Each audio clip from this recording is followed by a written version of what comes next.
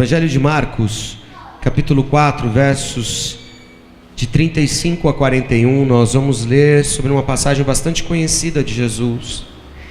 E eu quero passar isso a você esta noite. Diz assim: E naquele dia, sendo já tarde, disse-lhes: Passemos para a outra margem. E eles, deixando a multidão, o levaram consigo, assim como estava no barco, e havia também com ele outros barquinhos. E levantou-se grande temporal de vento, e subiam as ondas por cima do barco, de maneira que já se enchia de água. E ele estava na popa, dormindo sobre uma almofada. E despertaram-no, dizendo-lhe: Mestre, não te importa que pereçamos? E ele, despertando, repreendeu o vento e disse ao mar: Cala-te, aquieta-te. E o vento se aquietou, e houve grande bonança. E disse-lhes: Porque sois tão tímidos? Ainda não tendes fé? E sentiram grande temor, e diziam uns aos outros: Mas quem é este, que até o vento e o mar lhe obedecem? Amém? Podei-vos assentar. Amados, preste atenção. Na arte cristã, na arte da igreja primitiva, nós vamos entender que ela é citada, ela é relatada muitas vezes como um barco. Um barco que ele é impulsionado sobre um mar perigoso, sobre uma situação difícil, sobre tempestades, como foi dito aqui, onde Jesus estava dentro deste barco com os seus discípulos, e diz aqui este texto que não eram só o barco de Jesus, mas eram vários barquinhos, juntos, atravessando de uma banda para outra. E é interessante que esse texto, ele nos revela várias situações que nós precisamos aprender e entender sobre o que são as tempestades das nossas vidas. Elas vêm e elas podem produzir coisas boas e ruins, coisas que valem a pena ficar e coisas que não valem a pena ficar. E eu quero talvez ensinar para você um pouquinho disso, para que o Espírito Santo de Deus transforme você um pouco mais perto daquilo que o Senhor quer e deseja para a tua vida. Primeira coisa que eu vejo aqui é que a tempestade frequentemente vem no caminho da obediência. A tempestade, ela aparece exatamente por onde você está fazendo o correto, não é o contrário. Preste atenção aqui. Quem foi que deu ordem aos discípulos para pegar o barquinho e ir para o outro lado? Jesus. Mas ele não é sabedor de todas as coisas. Talvez ele não sabia que ia enfrentar no meio do mar uma tempestade, que a probabilidade era grande, que aquilo estava a ponto de acontecer. Mas ele diz aos discípulos: olha, nós precisamos ir ao outro lado. Por que precisamos ir? Porque eu tenho plano para vocês. Eu quero dizer uma coisa para você: às vezes a gente precisa enfrentar o mar, porque Deus tem o plano para que a gente atravesse o mar e chegue do outro lado, para alcançar a bênção do Senhor sobre as nossas vidas. A viagem foi ordenada pelo Senhor. Era uma tempestade furiosa. Os discípulos, eles já eram pescadores, eles já tinham enfrentado outras situações parecidas, mas essa causou medo a eles, essa trouxe pânico a eles, essa trouxe problema na mente deles, porque, poxa, eles estavam ali com Jesus, e detalhe, Jesus estava dormindo. Enquanto eles estavam desesperados, Jesus estava em paz. Preste atenção, amados. Às vezes as tempestades que vêm da obediência, elas são maiores do que as tempestades comuns, mas ela forja você a ser uma pessoa vitoriosa em Cristo Jesus. Por quê? Porque você sai obedecendo a Deus. Você não sai mais numa questão de procura própria, do seu eu, das suas vontades, dos seus desejos, por aquilo que você acha de experiência como um bom pescador da sua vida. Não, você sai porque obedece a Deus. Segundo ponto que eu vejo é que a tempestade muitas vezes faz parecer que Jesus não se importa. Não é assim? Quando a gente não está no meio da situação difícil e complicada, parece que Deus não está nos ouvindo. Parece que Deus não está vendo. Nesse caso é nítido isso. Está lá, o bicho pegando, a água entrando dentro do barco. Alguém aqui já teve a oportunidade de passar uma situação dessa no mar? Não? Eu tive. Primeiro cruzeiro que eu fiz na minha vida foi no navio que foi usado na Segunda Guerra Mundial. Ele era um navio hospital e transformaram esse navio em cruzeiro, um navio de passageiros. Gran alguma coisa, esqueci o nome dele. E ele era o menor navio da companhia e o menor navio que estava no Brasil. Para vocês terem uma noção do que é isto, nós fizemos uma viagem, eu e os meninos e minha esposa, e o navio que nós fomos cabia 2.600 pessoas. Tinha 13 andares. Esse navio não cabia 1.000, não chegava a caber 1.000 pessoas, e ele tinha 6 andares. E ele foi para o sul. Nós fomos para Santa Catarina. Ele saiu de Santos e ele foi para Santa Catarina. Primeira noite, pegamos um tufão no mar. Nós estávamos com a turma da igreja. Amados, ninguém estava no salão de jantar à noite. Ninguém. Todo mundo passando mal dentro do navio. Porque o que ele balançava, o que o pessoal do navio entregava de Dramin na recepção do navio, eu estava pouco me lixando, porque eu estava amando, era a primeira vez, aquela coisa de, não, navio, tudo lindo, maravilhoso. Eu fui para o jantar. Só que, amados, quando eu cheguei na hora do jantar, o bicho começou a piorar. O salão vazio, estavam os garçons lá, você viu o medo. É que nem pegar avião, da Gol. E aí tá o cara lá trabalhando lá, o cara de bordo lá, o comissário. E o bicho tá tremendo lá em cima, a turbulência. E aí o capitão fala assim: olha, nós vamos passar por um período de turbulência, peço a gentileza que vocês coloquem os cintos. E aí os caras do comissário de bordo saem tudo correndo pra frente, não é? Eu já passei por isso, amados. É um desespero. Você não está no controle. Você não está no controle da situação. E aí sentou eu e o pastor Cordeiro que estava comigo. E o navio fazia assim, amados. Navio. Descia assim, ó. E a gente se segurava na mesa. Começou a cair prato, talher, copo. O garçom caiu com garrafa de vinho. Aí descia, né? Tinha subida, porque o mar, a onda, amado, subia com tudo. E subia tudo aqui assim, ó. E quando descia, parecia uma montanha russa. Amados, aquela noite foi punk. Demorou mais ou menos uma meia hora, mas que meia hora desesperadora. Proibiram o pessoal de andar no navio. Só quando acalmou mesmo, é que eles começaram a liberar um pouquinho. Não podia nem subir na área da piscina, que na área da piscina tem as festas e tal. Proibiram as festas.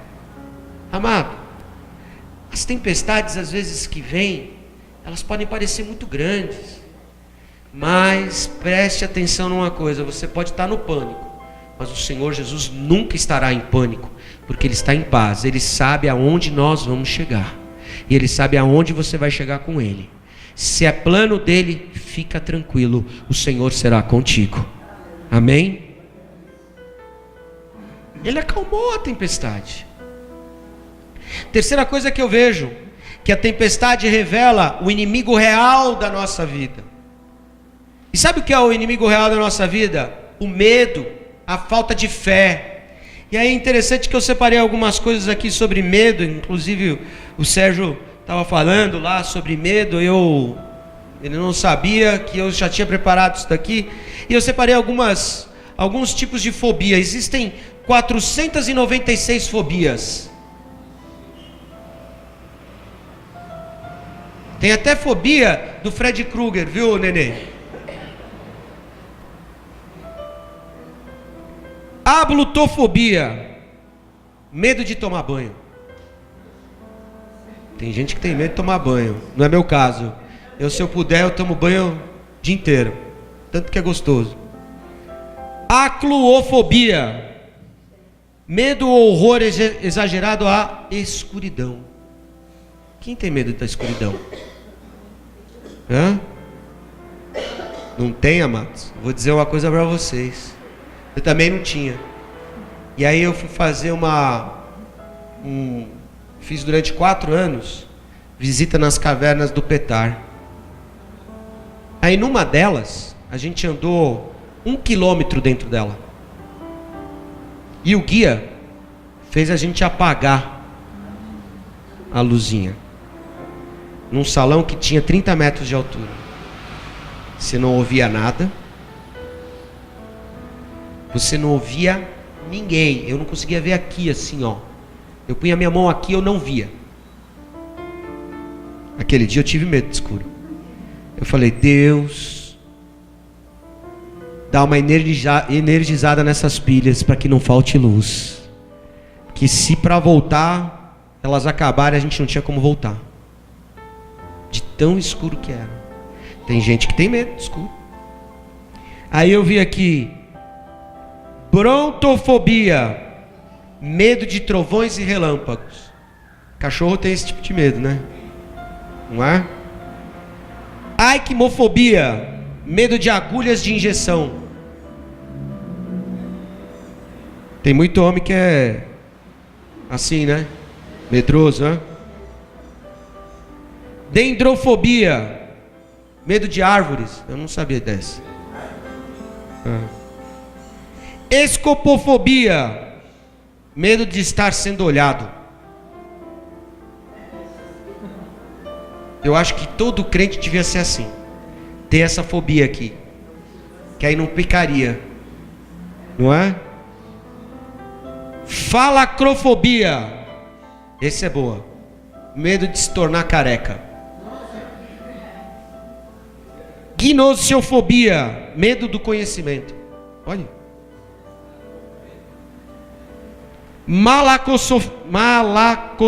Malachofobia, medo de amar. Tem gente que tem medo de amar, sabia, amados? Medo de se relacionar. Não se relaciona com Deus, não se relaciona com ninguém.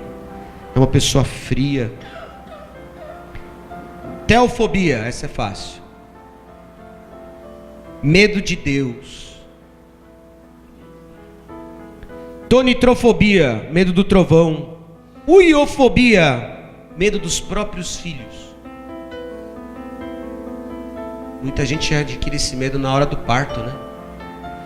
Cria até depressão pós-parto. Xilofobia, medo de objetos de madeira. E a última, eclesiofobia, medo da igreja. Tem gente que tem medo da igreja. Igreja somos nós, o corpo de Cristo.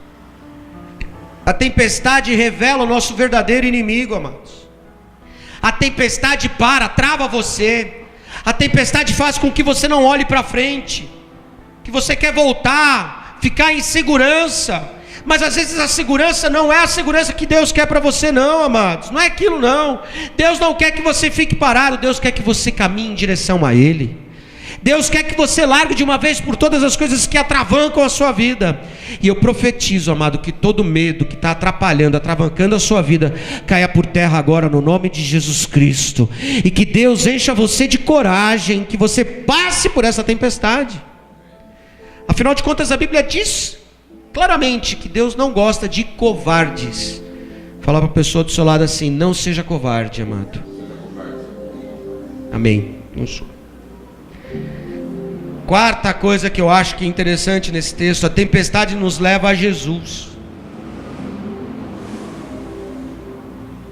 Hoje pela manhã o pastor Jean foi uma bênção aqui. Quem veio, valeu a pena.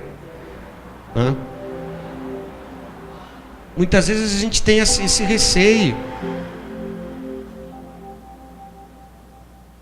de procurar Jesus, e a gente só procura Jesus na grande maioria das vezes no momento da tempestade, não é assim?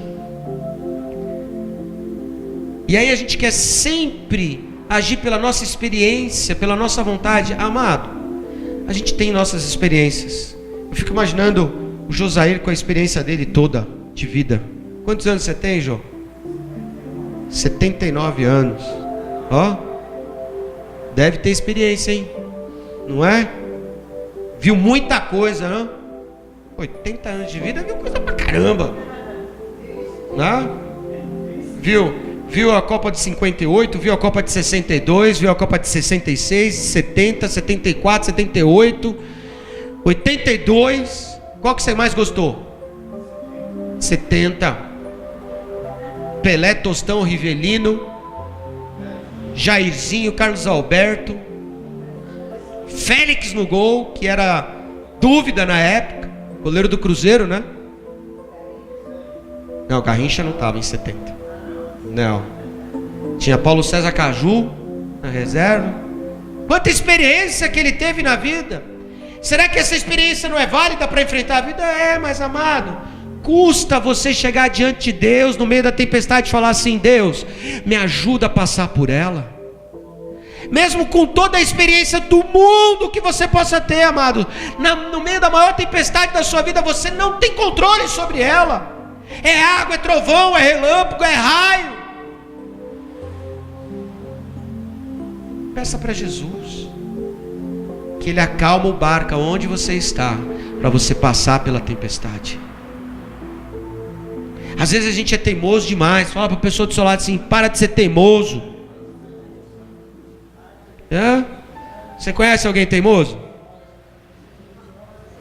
É mesmo? Eu sou. Eu tenho aprendido a não ser. Eu luto para não ser. E aí, amados, quando a gente entende isso, nós ficamos dependentes dEle. E quando nós estamos dependentes do Senhor, na hora que nós chamarmos pelo nome dEle, Ele vai lá e Ele diz para a tempestade: cala-te, acalma-te. E o que acontece? Tudo acalma.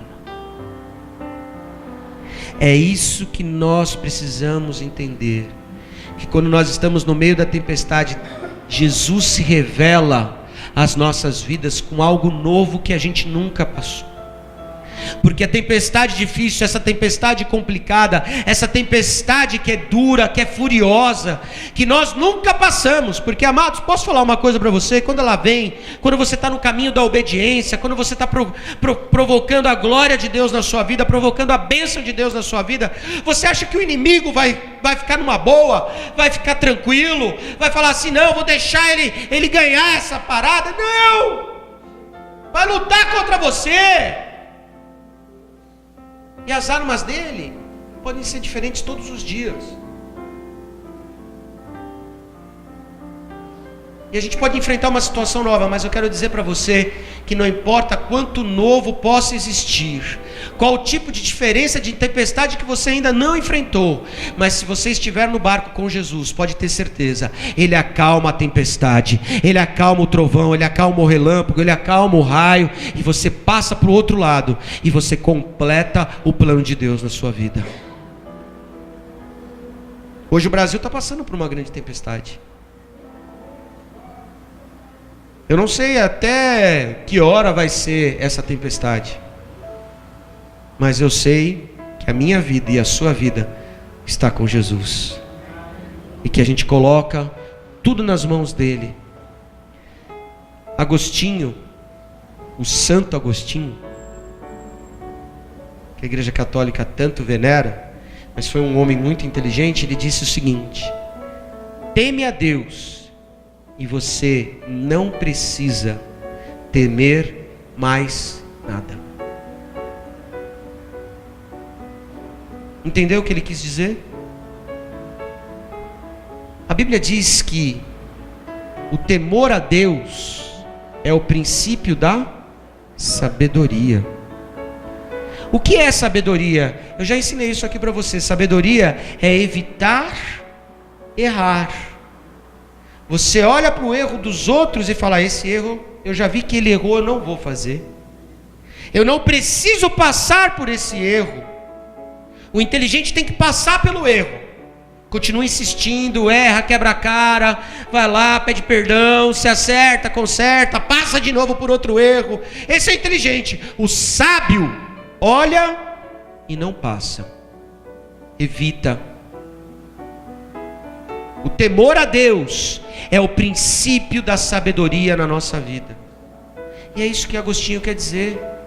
Ele quer dizer para você e para mim: olha, teme a Deus, que o restante você não precisa temer a nada. Sabe por quê? Porque você vai estar dependente do Senhor Jesus. Você vai estar dependente da ação de Deus na sua vida. Você vai estar dependente daquilo que Ele está falando para você. E você passará pela tempestade. É isso que eu tenho certeza que o Espírito Santo de Deus quer falar comigo, com você hoje. Eu não sei como vai ser a partir de amanhã a sua semana, mas pode ter a maior tempestade acontecendo na sua vida. Hoje juntos nós vamos ligar aqui na terra o que será ligado no céu, para que o céu possa nos dar a resposta e passarmos por essa tempestade, seja ela qual for. Você passará sim para o outro lado. Você vai pisar em terra firme e vai dizer: obrigado, Senhor Jesus Cristo. Eu creio que a tempestade passou na minha vida pela tua palavra, pela tua ordem. Ah, pastor, será? Tira o medo. Temer é diferente de ter medo. Temer é ter respeito. Você tem respeito àquilo que Deus está falando contigo. Você obedece. Esse temor é um respeito àquilo que Deus tem para a sua vida. Agora, o medo ele é o inimigo que atravanca a sua vida e que você não consegue seguir. Se Deus te ordenou, pode ir. Agora, se você que está indo, toma cuidado. Mas hoje eu tenho certeza que Deus está trazendo para nós a bonança, porque depois da tempestade ela vem.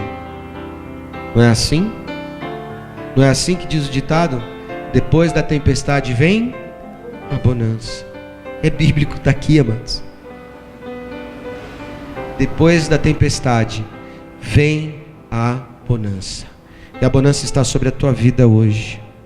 Quem tem essa certeza e vai passar pela tempestade e que vai clamar a Jesus, vai clamar a Jesus, seja ela qual for a tempestade. Nós estamos nesses domingos de junho falando sobre a cura também. Pode ser um problema de doença, seja ele qual for, eu creio que ela vai passar. Pai, em nome de Jesus Cristo, nós te pedimos nesta noite que esta palavra venha sobre as nossas vidas, que traga paz aos nossos corações, acalma a tempestade, Senhor, furiosa. Que a sua palavra seja agora a ordenança, que ela se cale, Senhor, que ela se acalme, e que nós possamos chegar do outro lado, aonde o Senhor quer que a gente chegue, que nós possamos chegar, Senhor, de uma maneira abençoadora, de uma maneira em paz. Pai, em nome de Jesus, eu declaro que estas pessoas que entraram aqui, sejam por dor, por problema, por dificuldade, que elas recebam a tua cura e a tua vitória, em nome de Jesus Cristo. Tira todos os medos, arranca da minha vida, Senhor, as incertezas. Senhor, arranca da minha vida, Senhor, tudo aquilo que é dúvida, assim também na vida dos meus amados, ó Pai, em nome de Jesus Cristo. Eu declaro, Senhor, a tua palavra sobre as nossas vidas, não eu, não a nós, mas o Senhor, em nome de Jesus. Acalma a tempestade, Pai. acalma a tempestade, para que nós possamos ver, Senhor, e glorificar o Teu nome, e saber que o Senhor está conosco no barco. É o que eu lhe peço e lhe agradeço em nome de Jesus. Amém e amém.